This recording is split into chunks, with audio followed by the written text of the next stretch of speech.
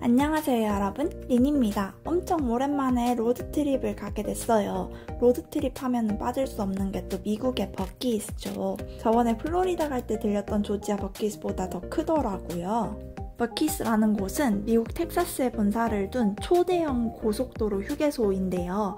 우리나라도 어디 놀러 갈 때 휴게소 들리잖아요.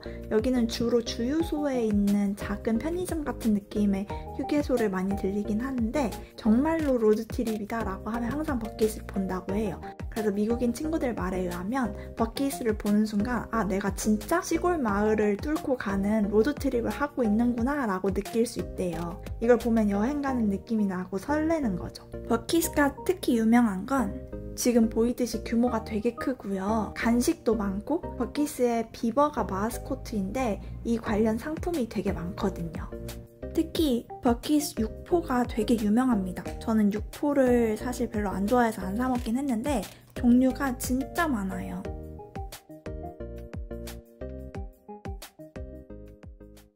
그리고 저희의 첫 번째 도착지인 내쉬빌에 도착했어요. 밤에 도착했는데 여긴 워낙 밤 문화가 유명하거든요. 브로드웨이라고 불리는 거리를 중심으로 양쪽에 엄청 많은 컨트리 뮤직 바가 있어요. 그리고 영상에서 보시다시피 사람들이 다 카우보이, 카우걸 차림으로 돌아다닙니다. 심지어 어떤 사람이 이허 하는 것도 들었어요. 미국인데 이렇게 밤에 돌아다니면 위험하지 않냐고요? 여기 브로드웨이는 경찰들이 진짜 많아요. 그리고 특히 이날이 금요일 밤이라서 경찰들이 양쪽 도로를 다 통제를 하고 사이사이에서도 경찰들이 많이 돌아다니고 있습니다. 그리고 이런 밤 문화라고 하면 한국은 20대 젊은이들만 있을 것 같은데 여기는 진짜 유모차에 타고 온 애기부터 할머니, 할아버지들까지 다 있는 가족들이 즐기는 바예요. 20대가 물론 많긴 하지만 이렇게 연령층이 다양하고 가족 단위로도 많이 나오고 같이 놉니다. 한국이랑 이런 게 좀 다르죠? 제가 10년 전에 미국 왔을 때도 이런 거가 조금 신기했던 것 같아요.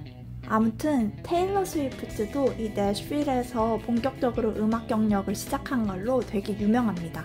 그래서 곳곳에 테일러 스위프트 사진도 많이 붙어 있어요. 이런 느낌 보면 완전 서울 아닌가요? 건물 디자인들도 서울 같았어요. 그런데 같이 간 친구들은 대만 친구들이라 타이페이 같다고 하더라고요. 아무튼 파티버스들도 많이 지나다녔는데 이런 파티버스는 친구들이랑 다 같이 하루 밤을 통으로 빌려서 시내 이렇게 다니면서 버스 안에서 파티처럼 노는 그런 거입니다. 한번 소리까지 들어보실래요?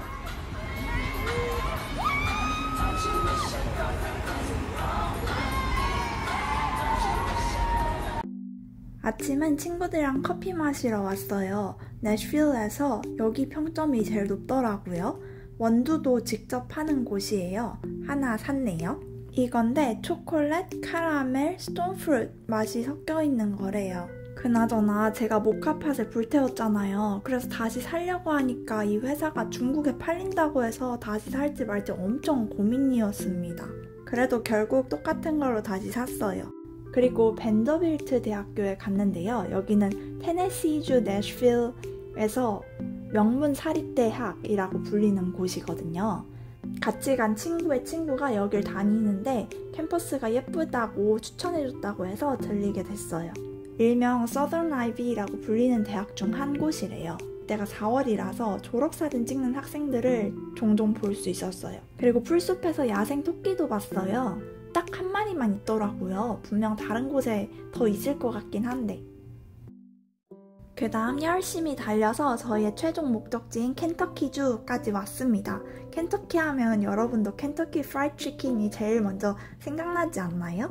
여기 딱 켄터키 본사가 있는데요. 신기하게도 KFC 1호점은 유타주 솔트레이크 시티에 있어서 거기 입구에 세계 최초의 KFC라는 간판이 있고 관광객이 되게 많이 방문한다고 하네요. 대신 켄터키에는 본사가 있으니까 그 안에 박물관이 있는데요. 좀 이런 게 재밌는 것 같아요. 미국은 월마트도 월마트 박물관이고 KFC도 KFC 박물관, 코카콜라도 애틀랜타에 코카콜라 박물관, 칙필레도 애틀랜타에 칙필레 박물관 있거든요. 마이크로소프트도 워싱턴주 가면 마이크로소프트 박물관 있어요. 이렇게 기업마다 다 박물관을 가지고 사람들이 방문하고 굿즈도 살 수 있고 하는 게 너무 재밌지 않나요? 근데 아무튼 아쉽게도 저희가 간 날에는 원래 이 박물관이 닫는 날이었거든요. 근데 우연히 세이프티 스태프를 만났어요. 그래서 우리가 박물관 보러 왔는데 여기가 오늘 닫았다라고 하니까 갑자기 박물관 있는 쪽으로 안내해 주시고 문을 열어주셨어요. 그래서 이렇게 쭉 둘러봤답니다. 그리고 저희가 보는 동안 재촉도 안 하고 계속 밖에서 기다리고 있으시다가 저희가 다 보니까 다시 문 잠그고 다 정리해 주셨어요. 역시 미국은 이렇게 물어보면은 절대 안 될 것 같은 것도 막 해준다니까요. 아무튼 박물관에서 보니까 2027년 8월 4일에 75번째 KFC 매장을 오픈할 예정이라네요. 그리고 근처에 있는 KFC도 가봤는데요. 사전에 조사를 안 하고 가서 켄터키에 있는 KFC는 어떤 특별한 메뉴가 있는지 잘 몰라서 그냥 아무거나 시켰습니다. 이 음료는 켄터키는 아니고 그냥 KFC에만 있는 특별한 음료라네요. 벽에는 재밌는 포스터들이 붙어 있었는데 특히 켄터키 주 모양이랑 프라이드 치킨 모양이랑 똑같다고 하는 게 너무 웃기지 않나요? 저희가 오늘 저녁을 진짜 잘 먹을 거라 여기에서는 작은 거 시켜서 맛만 봤는데요. 역시 저는 그래도 프라이드 치킨 하면 한국 치킨이 제일 맛있는 것 같아요. 여기도 너무 짜더라고요. 근데 어렸을 때 KFC 가면 한 번쯤 켄터키에서 KFC를 먹으면 진짜 어떤 맛일까? 이런 궁금증이 생기잖아요. 그게 실현되니까 재밌었던 것 같아요.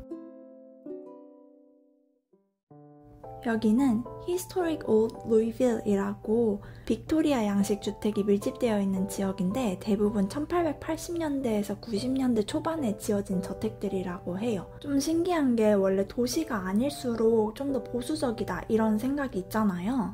그런데 1973년에 최초로 미국에서 레즈비언 결혼이 인정된 부부가 여기서 살았더라고요. 그리고 이 다리는 Big Four Railroad Bridge라고 미국 켄터키주 루이빌에서 인디애나주 제퍼슨빌을 잇는 보행자랑 자전거 전용 다리입니다. 이 다리를 건너가면 인디애나예요. 원래 1895년에 철도 전용 다리로 건설됐는데 2013년에 보행자 다리가 되었다고 하네요. 길이가 770m 정도라서 딱 운동 겸 걷기 좋은 거리더라고요. 여기저기 전구가 달려있는 걸 보면 밤에는 불빛이 들어오나 봐요. 근데 이걸 짓는데 42분이나 돌아가셨대요. 근데 이 마을 이름이 루이빌이잖아요. 만약 영어 스펠링을 보면 루이스빌 아니야? 라고 생각이 될 수 있는데요.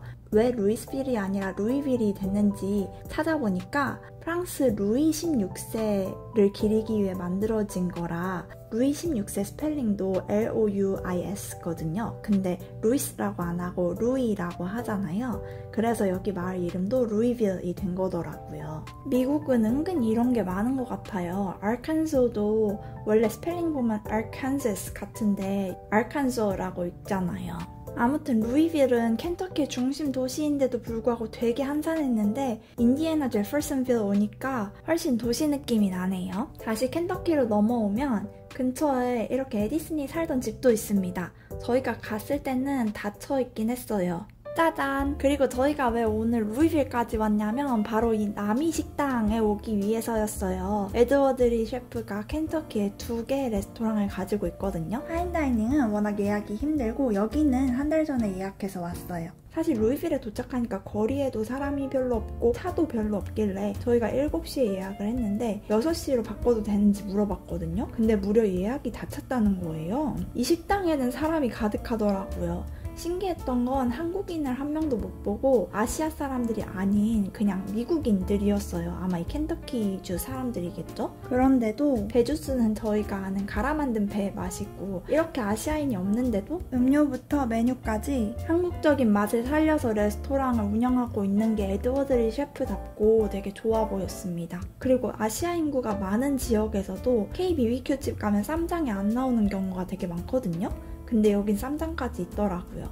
맛은 와 이것 때문에 켄터키까지 와야 하는 맛 이런 건 아니었지만 확실히 보통 식당 식당들보다는 맛있어요. 그리고 이렇게 한국인이 별로 없는 지역에서 한국만 내는 식당 자체를 찾기가 되게 힘든데, 그리고 종업원이 외국인이면 더더 한국 맛이 안 나거든요. 그래서 처음 딱 들어왔을 때 살짝 불안했는데 사실 잘못 온 줄 알았어요. 근데 맞다고 하더라고요. 그래서 앉아서 메뉴를 보는데 메뉴 이름이 영어로 번역을 안 하고 한국어를 그대로 스펠링만 영어로 바꿨더라고요. 그러다 보니 웨이터가 메뉴 이름을 잘 모르긴 하는데 어떤 맛인지 열심히 설명해주고 먹어보니 진짜 한국 맛이라 정말 맛있게 잘 먹었어요.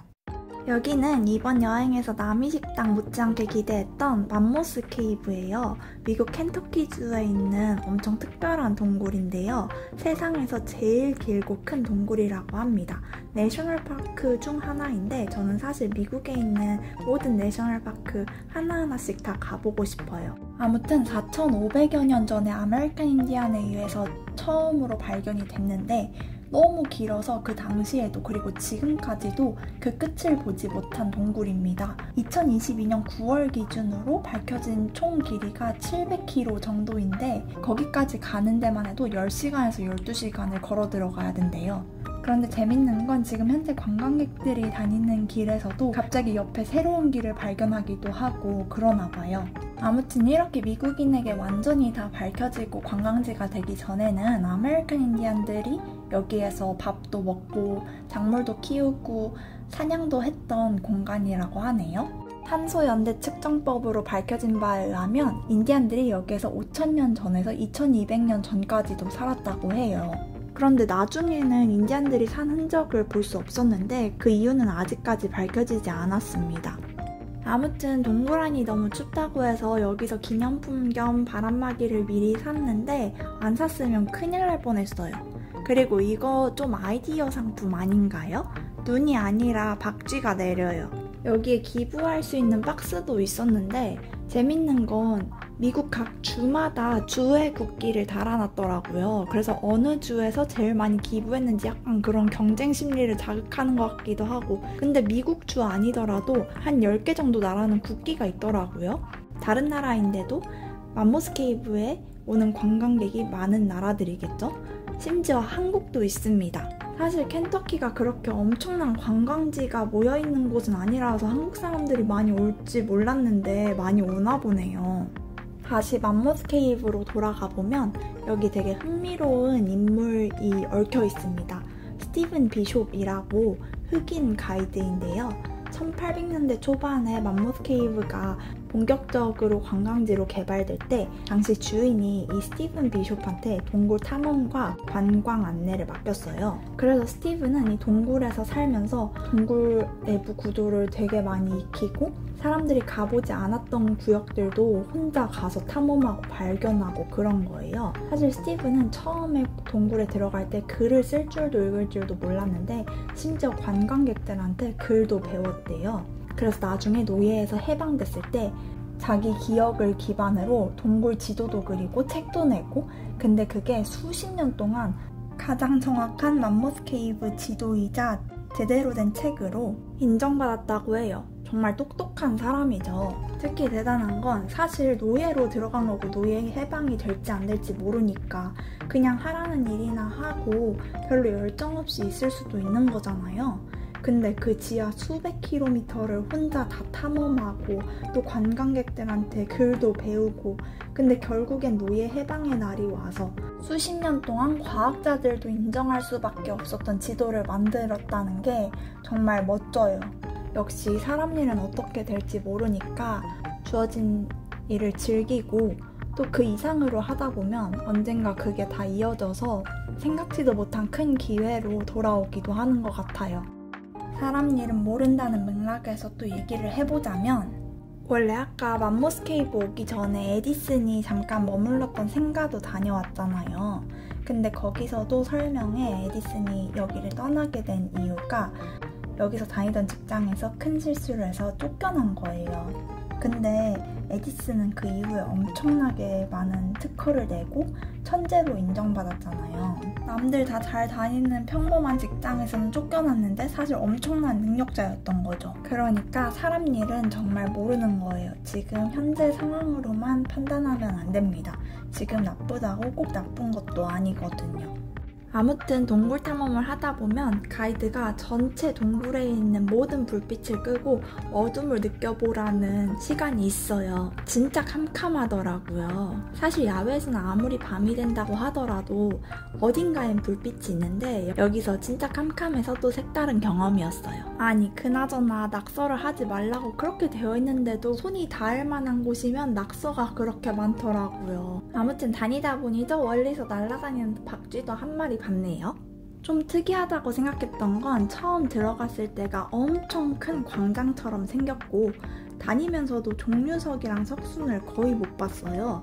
그래서 미국에 있는 동굴은 종류석이랑 석순이 한국처럼 많지 않나 보네 했는데 나중 가니까 나오더라고요. 그리고 말씀드렸다시피 그렇게 광장같이 큰 공간도 많지만 이로처럼 되게 좁고 얽힌 통로들도 많아요. 어떤 구간은 사람이 겨우 지나갈 만큼 좁아서 거기에 Fat Man's Misery라고 이름을 붙였더라고요. 뚱뚱한 사람의 비애인데 너무 웃기지 않나요? 엄청 깊숙이 들어온 것 같아서 나갈 땐 어떻게 나가지? 했는데 이렇게 한 번에 올라가는 계단이 있네요. 이걸 쭉 타고 올라가면 처음에 시작했던 부분까지 이어지더라고요. 아무튼 미국에 동굴이 별로 없는 것 같은데 재밌는 경험이었어요. 여러분도 만약에 미국에서 좀 특별한 동굴 한번 가보고 싶다라고 하면 여기 세계에서 제일 긴 맘모스 케이브 추천이에요. 집에 가기 전에 마지막으로 들린 이곳은 Ancient Lore Village라고 테네시주 녹스빌에 위치한 판타지 테마 리조트입니다. 인스타에서 봤는데 진짜 동화 속에 들어간 것 같고 예쁘더라고요. 약간 마음의 여유를 찾고 힐링하고 싶을 때 여기 와서 하루 지내면 좋을 것 같아요. 체험활동도 있고 주말마다 이벤트도 열린대요. 드디어 이제 어디 들리지 않고 집에 쭉 갈 일만 남았습니다. 이번엔 버킷 말고 그냥 주유소에 있는 휴게소 하나를 들렸는데 생각보다 엄청 크더라고요. 예전에 다른 곳에서 봤던 이 삶은 땅콩도 팔고 있어요. 그리고 가는 길에 저녁으로 와더버거를 들렸는데 저는 이날 와더버거를 처음 들었거든요. 근데 친구가 텍사스에서 되게 많이 있는 유명한 버거집이래요. 근데 텍사스에서 유명한 건데 왜 조지아에서 먹어야 하는 건지 살짝 의문이긴 하지만 아무튼 텍사스 사람들한테는 인앤아웃보다 와더버거다 라는 자부심이 있을 정도로 유명한 햄버거래요. 밤에 달리는 미국 고속도로는 진짜 볼 때마다 신기합니다. 왜냐하면 가로등이 전혀 없는 곳이 되게 많거든요. 한국에서는 정말 가로등이 많아서 밤에도 환하잖아요. 미국의 땅이 너무 커서 하나하나 설치하자면 한도 끝도 없어서 그런 건지 어쨌든 볼 때마다 신기해요. 그럼 로드트립 브이로그 끝!